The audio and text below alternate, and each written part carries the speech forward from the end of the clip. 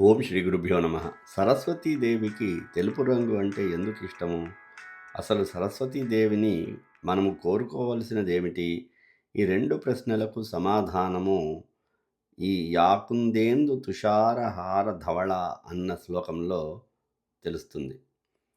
కుంద ఇందు తుషారహార ధవళ శ్వేత పద్మాసన అంటూ తెల్లటి మల్లెపువ్వు, వెన్నెల, మంచువలే మెరిసే ముత్యాల హారాలతో, శ్వేత వస్త్రములతో, తెల్లటి పద్మము మీద ఆసీనురాలై హంసవాహనంతో కూడిన సరస్వతీదేవి మనకు ఎప్పుడూ దర్శనమిస్తూ ఉంటుంది. అయితే తెలుపు అన్నది వెలుగుకి, ప్రకాశమునకు, జ్ఞానమునకు చిహ్నము. అంతర్వాహినిగా ప్రవహించే సరస్వతి అందరిలో జ్ఞానము ప్రకాశకమై విరాజిల్లుతుంది. తాను ఎక్కడ నివాసం ఉంటుందో అక్కడ చీకటి లేక అజ్ఞానం పటాపంచలవుతుందని సూచించడానికి సరస్వతీదేవి ఎప్పుడూ తెలుపు రంగులోనే దర్శనమిస్తుంది.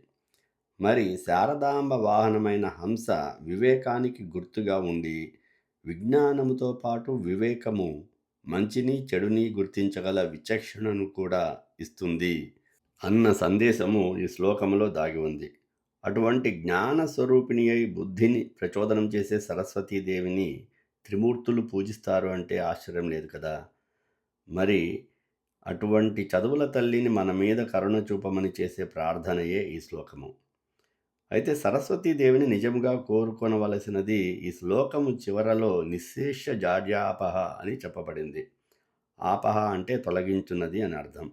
మరి సరస్వతీదేవిని దుఃఖాపహ లేదు భయాపహ అంటూ దుఃఖము లేక భయము తొలగింపమని కోరకుండా జాడ్యాపహ అనడం వలన జాడ్యమును లేక అలసత్వమును తొలగించమని ప్రార్థిస్తున్నాము.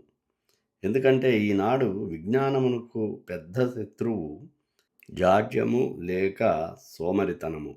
అలాంటి జాడ్యము ఏమాత్రము శేషము లేకుండా నశించాలి అని నిశేష జాడ్యాపహ అని ఈ శ్లోకం ద్వారా ప్రార్థిస్తాము. సరస్వతీదేవి అష్టోత్తర నామాలలో వినిద్రాయై నమః అన్న నామము కూడా దీనినే తెలియజేస్తుంది.